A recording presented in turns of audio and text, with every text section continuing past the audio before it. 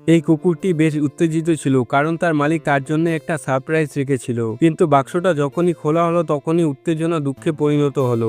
আসলে বাক্সের ভিতরে একটা পরিষ্কার করা রোবট ছিল।